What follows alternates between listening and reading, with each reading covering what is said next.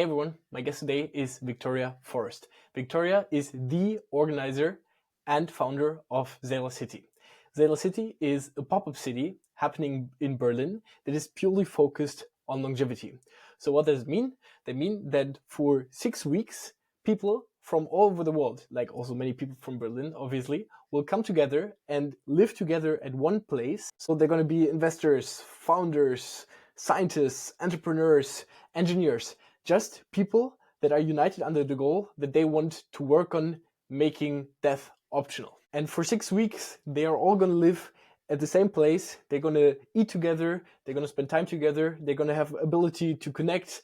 There are going to be many amazing projects starting out of this. And as I said, Victoria is the one that came up with this, the one that is organizing this. And in this episode, she is going to tell a bit about her experience with the organization, her expectations, her experience with previous pop-up cities that she attended, and some of her thoughts on longevity. Enjoy! Hey Victoria, how about we start by you telling us a bit about yourself, like a 5-minute summary of who you are and what you're working on currently. Thank you so much, Elias, for having me. Sure. My name is Victoria Forrest. I started out with a background in arts and spent some years in the corporation world. There, I saw how people are ignoring their well-being, their health, their physical fitness.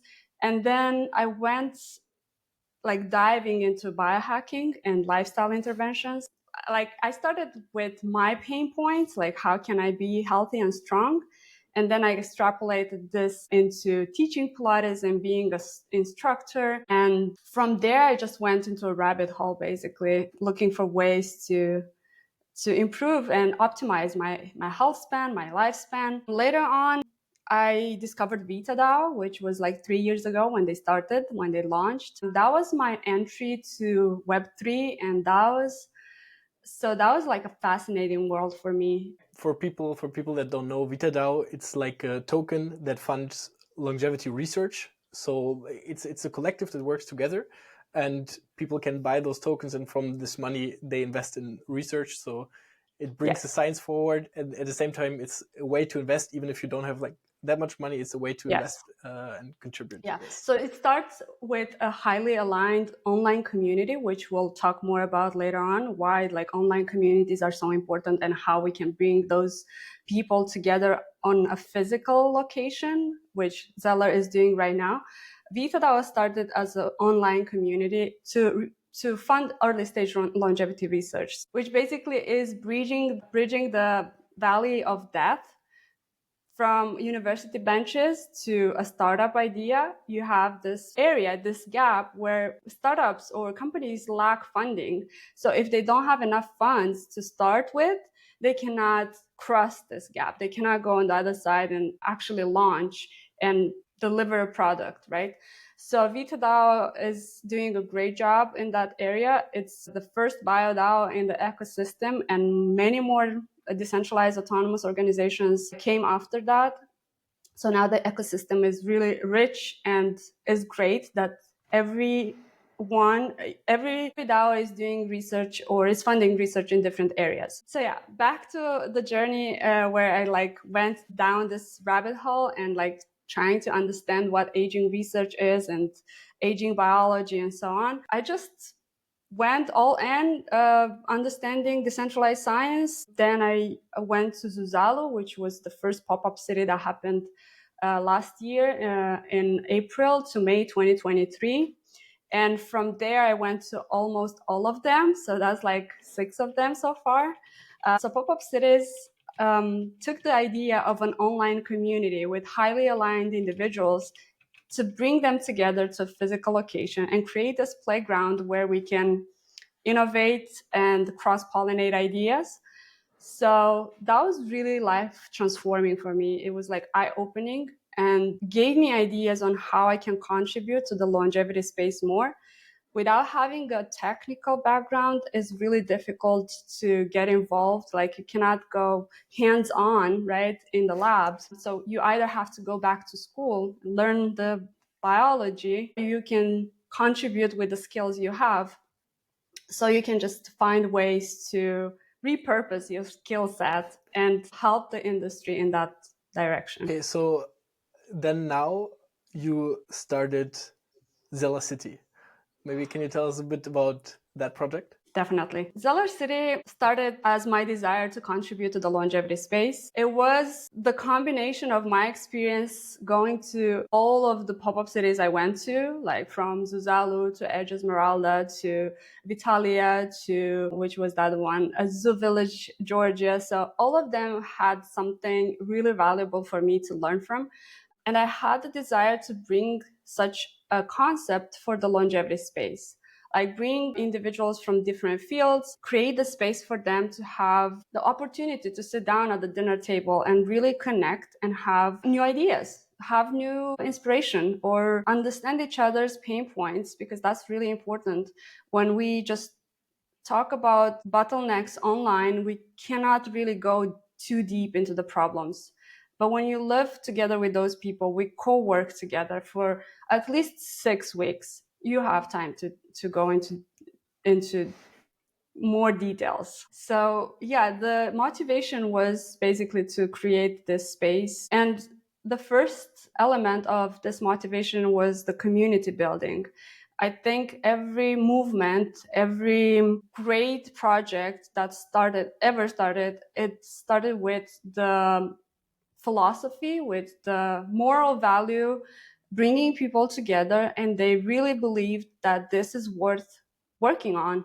So having people who believe the same things you do, that's possible to fight aging, that's possible to cure aging in the same space, it's just like the motivation is incredible. It's like you cannot not work on those problems when you see people so confident, so trusting that the process is worth putting the effort in, right?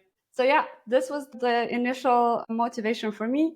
Zeller is pretty new as a concept. It started back in July. Until that point, I wanted to do that at a smaller scale, like have a hacker house or longevity house. I even had a proposal for that at Vitalia, and the plan was to go in LA and do that there, like for a extended period of time with just maybe 12 to 15 people. Now with Zeller, I'm planning to bring 120 people all together for 6 weeks. And it's super exciting. It's super difficult. I had no idea what I'm getting myself into, but it's, I think, worth the effort. It's the first time you do a project like this, right? It's the first one this scale, I would say. Yeah. Yes. Getting Yes. Zelar City off the ground has been like both exciting and super challenging. It's like a lot of logistics. It's creating the space for people to come together from different disciplines and actually connect and contribute to the same goal, which is solving aging for us. Like that one commandment that Balaji is talking about in his network state book. Our commandment is to fight aging or die trying. I hope I'm gonna be here to see it when we solve it, and it's not going to be in vain. Can you tell your story of how you got this whole thing going? I think I had the same curiosity as you do before I started working on Zeller, and I asked someone who organized two of them, two pop-up cities, and I asked that person, and they just said most of it is just doing it. And I was like, I don't understand. How do you do it? Like, how do you place pieces together? And then I guess when you're in the middle of it, you just figure out you have to do it. Like logistics, managing, coordinating, curating speakers, inviting people. It's a lot of back and forth, like communication.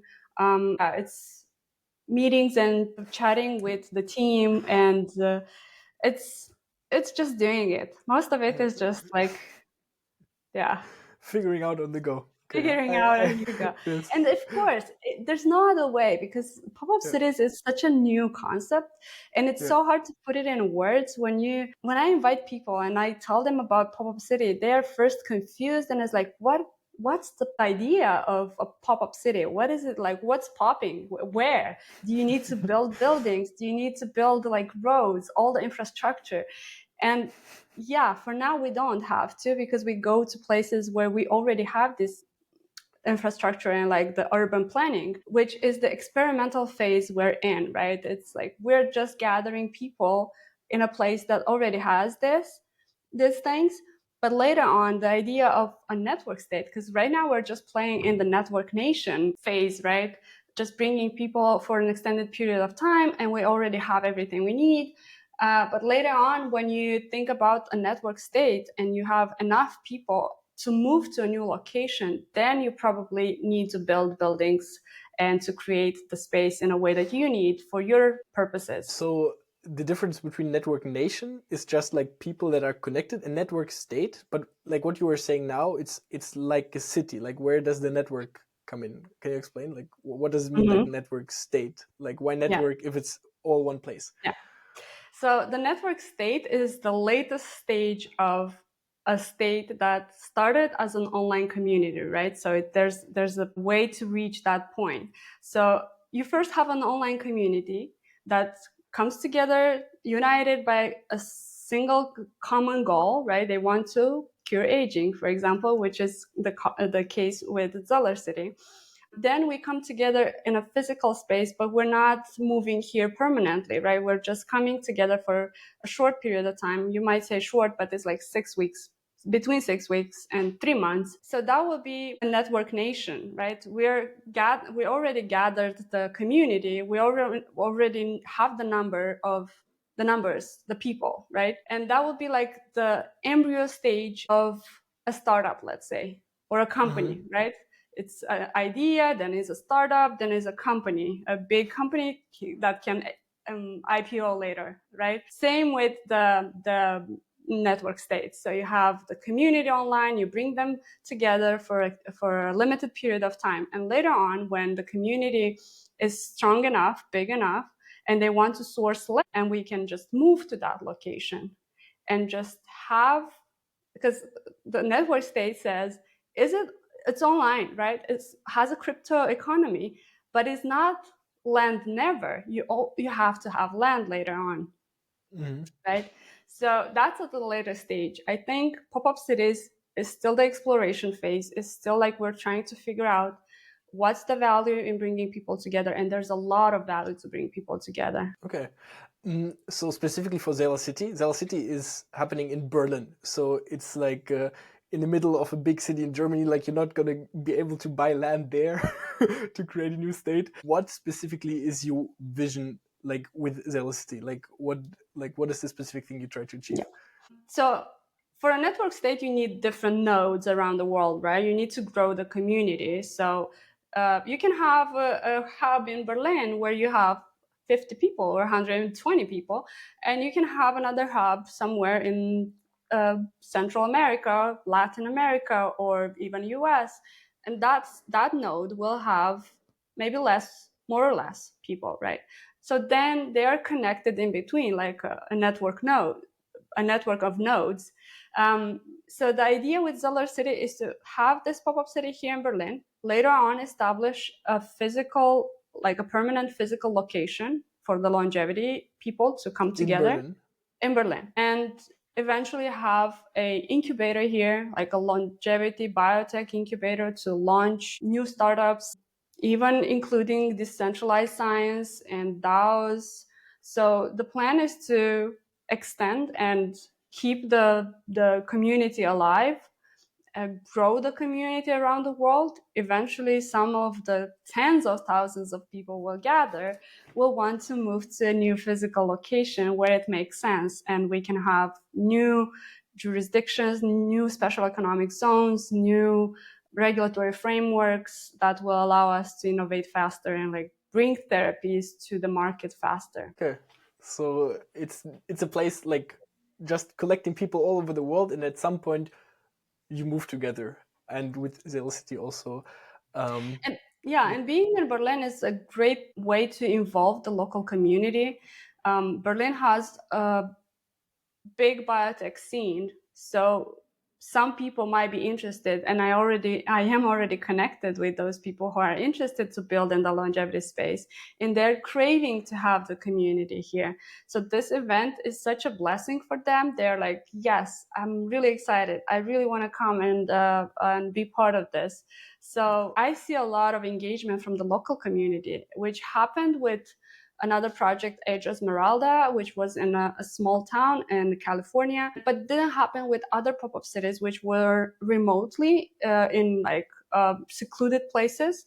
So we were kind of isolated, which is not is not a bad thing. I mean, it's great to isolate yourself and make sure you have the room and the space, the time to create with the people who are joining, and you have the quiet time, basically the like a scientist will retrieve in his lab, right, to have time to do the work they need to do. So same with having a secluded place. But sometimes I think it's really valuable to have input from the local community and learn what they need. How can we improve, and how can we bring value to each other, right? Because this is how the learning process, this is how it goes.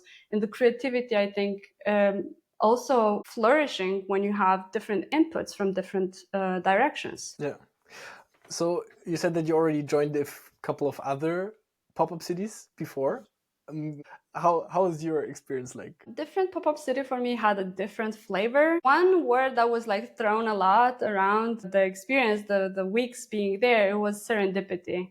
It's like you never knew. It's like going to breakfast. You could spend there like 3 hours just immersing yourself in a conversation about the future of the world, the doomers and the hopers. I mean, it's like a mix of different opinions, of different perspectives, of different experiences. Like, people have different backgrounds, they have ideas, they maybe don't have time to work on all of their ideas, but interacting with other people, that might be a chance for someone to work on something that someone else doesn't have time to implement, right? So it was really immersing. It was really spontaneous. Zuzalu was something I was like, I don't know what is this. It's like every morning I was waking up, going to the pier, because we had like a long pier, and I was having fitness classes there. We had like this habit of going for runs, cold plunges, doing fitness in the morning. We even had a gym that we built ourselves on a patio on someone's apartment. So it was like really emerging. It was really spontaneous. People self-organized with a lot of stuff. There were events, official programming, which I think is the case with every pop-up city. And we curate speakers. We bring people who have knowledge and experience in their field, and they're key opinion leaders, to tell us about the state of the art in their area. But more than that, people were just self-experimenting. They were taking initiative. They were like self-organizing to do all kinds of activities they wanted to have. So it's not like, okay, we're gonna wait for the organizers to give us something to do or to entertain us. It was not at all like that. Yeah, the experience is co-created. Yeah. Well, yeah, I'm really excited for this to happen. Maybe going a bit to longevity. So you decided to work on aging. What is your motivation? Like, why did you decide to work on aging? I guess it was the fact that I realized that my grandparents died, my parents soon will die, and that will be the case with me as well. And that was really painful. That was really scary. And I don't find any motivation or value in thinking that death is bringing value to life, or is making life valuable and worth living and doing stuff. I enjoy the existence now, and I want to do things now, and I want to have more time to do that. I guess there's so many things we can explore and do, and the future, like this window in time that we are born now, is the most exciting thing that could have happened, right? We've seen like, I don't know, landing on the moon, to sending rockets on Mars and coming back, and then we've done so many things. So it's super exciting to be alive now, today. And I cannot wait to see what's happening next. Yeah, I'm just like sci-fi books. All of them, I guess, are just dystopian. I'm hoping for a utopian future, like flourishing futures are possible. I think we need to just put a lot more effort into it. And I think solving aging is one of the problems that's possible to be solved. We just didn't put enough effort into it. And I don't see any bigger motivation to work on something else than creating more time. Like, as someone who has limited time, I want to create more time for myself and for other people as well. And yeah, the thing that people think is just for rich people, is just for those who have money and the means to have access to the therapies, I think is fundamentally not right. I think this should be available to everyone, to, like vaccines, right? They're now available to everyone. So why wouldn't we make this available to everyone when it's such a crisis? Like, we have a silver tsunami coming. It's happening nowadays. We have more people over 65 than people under 5. So it's like 100,000 people die every day from age-related diseases. If that doesn't scream urgent, I don't know what does. Like, really. Yeah, I do agree. Especially also with the thing, like, time is the most valuable thing we have. Like, why don't make more time? Like, for everyone. Yeah, let's create more time. Yeah. Let's say we would have solved aging. Do you have any specific things that you want to do? I think I would go back to my paintings. You're painting? Like, I have a background in the arts. Yes. So I used to paint. I used to enjoy being an artist, right? And somehow now I have this desire to make sure I have enough time to create and enjoy and just play, because the problem we're facing right now is so urgent. It seems like this is more important. I need to work on this first, and then I can have a fun project. Like, right now I can have a fun project and then die, or I can work on this project of solving aging and have more time to do all of the other fun projects I want to do. Yes. Yeah. I totally agree. What do you think is the biggest bottleneck, or like, what is the biggest problem that we have in the longevity field right now that definitely needs to be solved so we can solve aging? One. Yeah. Okay, I think the first and foremost, I think we need to understand the process, the aging process itself. Like, we still don't understand it. We don't fully know why our bodies break down as we age. And to really do this, I think we need reliable biomarkers. We need large data sets with a lot of information from different people to see patterns and to understand how that works. We need more money and resources. Aging research needs so much more funding that it gets already. Is like, I'm not sure about the percentages, but NIH, I think, only allocates 0.1 of the available fundings. So it's really not enough. It's, yeah. What other bottlenecks? I think we need also more money to go into basic research, translational research, because that's the way to turn the basic research into real world treatments.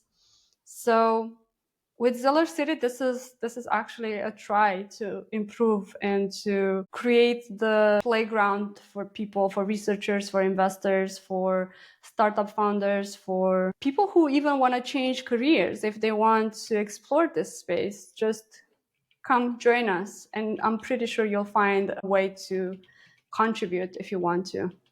So, Victoria, in the beginning, you touched a bit on decentralized science. Can you maybe explain what decentralized science is and how it relates to those pop-up cities? So decentralized science is shifting the paradigm from traditional way of doing science into a more open and more accessible for funding, for collaboration, for participation in science. So everyone can participate in funding science, doing science itself, and contributing to science, and even reviewing, because every process in the traditional way we're doing science right now is kind of broken. So decentralized science is trying to come up with a new way of doing things, a new way of funding, a new way of contributing knowledge, right? And this is connected to the pop-up cities in a way that with blockchain technology nowadays, you don't need permission to start any project. You can just have an idea and you can ask people, you can crowdfund, and people can donate for your project, and you can start building. You can start doing whatever you want. It's open source. It's open for the public. So you already have a bit more experience in the aging field. What advice would you give to somebody that is like driven and that is like, yes, I subscribe to this mission, I want to contribute? Like, what would you advise to a person like this? Depends what stage they are at. They are at. I would say if you have resources, allocate resources. If you have time, allocate time. But allocate time to get yourself educated, to understand at least what's going on. Like read the books, the fundamental piece to understand how things are built in this field. Start with Aubrey de Grey. If you have resources, it doesn't have to be much. You can just contribute like from probably $20 to $50 to Vitalism Foundation, for example, and you can support the mission. And they can do the outreach, and they can do the lobbying, and they can really do the heavy lifting we have to do. But I think bringing awareness just by talking to people, just by asking them, how long do you want to live? And making them aware, like maybe people have not thought about how long they want to live, and if in good health, of course. The most common answer I get is like, well, why would I want to live like 200 years if I'm sick and frail? And I'm like, that's not the conversation. The conversation is if you're healthy and in good shape and you have everyone you love around you, how long would you want to live? And it seems like there's a wall. There's like it's not going through. People cannot fathom that this is possible. This is an option. And this is an option. We just have to make it reality. One thing back to Zelar City, can you maybe describe how a day in Zelar City would look like? Yes. So from Monday to Friday, sometimes to Thursday, depends on the week. So every week has a different theme. Of course, they're all related to longevity research or how we can integrate different fields into longevity and like cross-pollinate and understand how different areas can help the industry. But from Monday to Thursday or Friday, you'll have time to work on your stuff.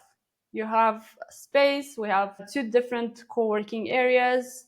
One is the molecule space, and the other one will be on site here. We're working to bring a third one, and that will be also close here nearby. That one will be like a quiet place for deep work.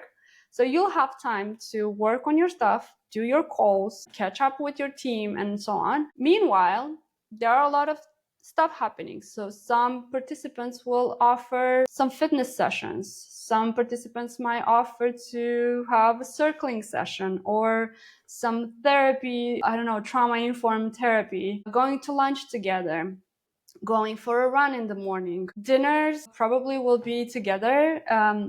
This is something still figuring out if we want to have breakfast or dinner together as a community. So we're in planning. We'll come with updates soon, but rest assured we'll have a community meal every day where we can come together and like really get to know each other and talk more about life and beyond. But from Friday to Sunday, it's going to be more active, official programming with speakers coming in, workshops, fishbowl sessions, panels. So that will be site in a huge space where we can fit like 200 people easily. So that's going to be and sometimes during evenings we can have some open decks and like some music and some entertainment. Artists can come over, display their arts and engage with local community.